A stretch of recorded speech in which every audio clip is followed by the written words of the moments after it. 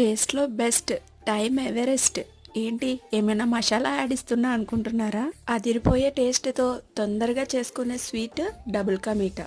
ఎలా చేయాలో చూసేద్దాం. ముందుగా బ్రెడ్ స్లైస్‌లు తీసుకొని సైడ్ కట్ చేసి దీనిని 4 క్యూబ్స్ లాగా కట్ చేసుకోండి. నేను తీసుకున్న సైజ్ మీడియం కాబట్టి నాకు 4 అయ్యాయి. మీరు తీసుకునే బ్రెడ్ సైజుని బట్టి మీరు చూసుకొని కట్ చేసుకోండి. ఆయిల్‌లో బ్రెడ్ క్యూబ్స్‌ని వేసుకొని గోల్డెన్ బ్రౌన్ వచ్చేంత వరకు వేయించుకొని తీసి పక్కన పెట్టుకోండి. ఇప్పుడు 200 ml పాలకి అరకప్పు దాకా పంచదార వేసుకొని బాగా మరిగించి ఒక పొంగు రాగానే చిటికెడు ఫుడ్ కలర్, పావు టీ స్పూన్ యాలకుల పొడి, మనం వేయించి పక్కన పెట్టుకున్న బ్రెడ్ క్యూబ్స్ని కూడా వేసి అస్సలు కదిలించకుండా కాసేపు అలాగే మరగనియ్యండి.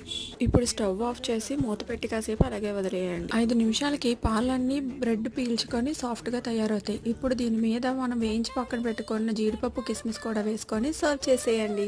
Quick and easy recipe double ka meetha. నేను చేసింది అయితే అదిరిపోయింది. మరి మీరు చేసింది ఎలా వచ్చిందో నాకు కామెంట్